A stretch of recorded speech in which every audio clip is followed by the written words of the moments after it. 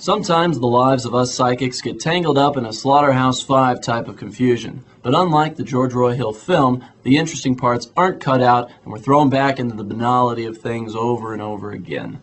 This week's films are prime examples of the recycling method that should confound even you non-psychics out there. After the Shrek films banked $1.3 billion worldwide, I, Cinema Psychic, have been smacked with carbon copy after carbon copy of films of its like, but all of which suffering from some sort of mediocrity. Happily and Ever cast people like George Carlin, Wallace Shaw, and the awesome Freddie Prinze Jr., actors who have needed a lucrative animated film to ensure their alimony suits can get settled out of court. Now, thankfully, at the premiere of this film, there is an abundance of anthrax-laced popcorn, which essentially lays to rest the careers of everyone involved. Put, the one saving grace for Lionsgate Entertainment is that the corresponding video game will outperform the film financially.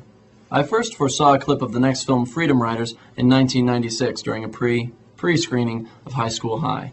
I initially mistook Hilary Swank as a slightly less chesty John Lovitz, must a thespian. Now, if you're really serious about seeing a decent film about the educational system, scour the country for screenings of History Boys and Half Nelson.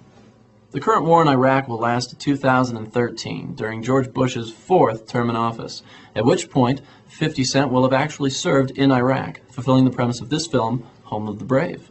This is something like a winless version of Flags of Our Fathers, however, not in the sense that the Iraq War pales in justification or meaning to the Second World War. I wouldn't dare say that.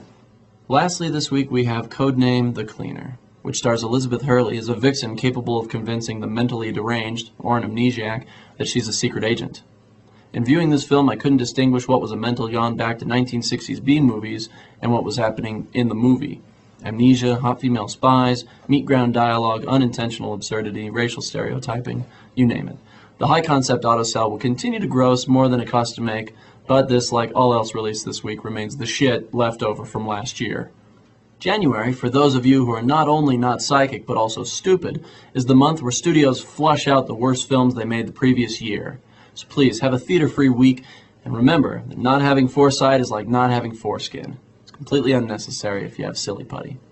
This week's episode was written by the Cinema Sidekick, to whom I extend my deepest thanks and most humble appreciation. I'm Charlie Baker, Cinema Psychic. I'll see you next Friday.